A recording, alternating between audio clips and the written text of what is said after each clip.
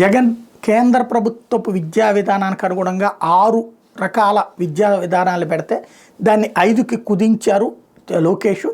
కొత్త సంస్కరణలు అమల్లోకి రాబోతున్నాయి. దీని ప్రకారం ఎల్కేజీ, యూకేజీ, అంగన్వాడీల లెవెల్లోనే చేస్తారు.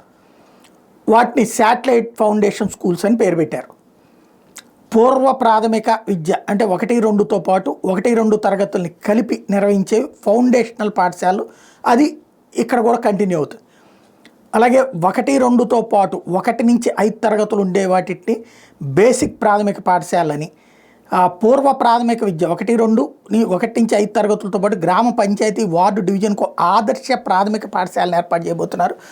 6 నుంచి 10 తరగతులు ఉండే వాటిని హై స్కూల్ కిందన లెక్క కడతారనమాట. వీటికి సంబంధించి పంచాయతీకి ఒక ఆదర్శ పాఠశాల ఏర్పాటు చేయబోతున్నారు.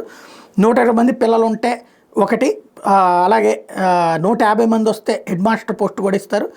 30 మంది పిల్లలకి ఒకళ్ళ చొప్పున టీచర్ని కూడా పెట్టేందుకు సిద్ధపడుతున్నారు.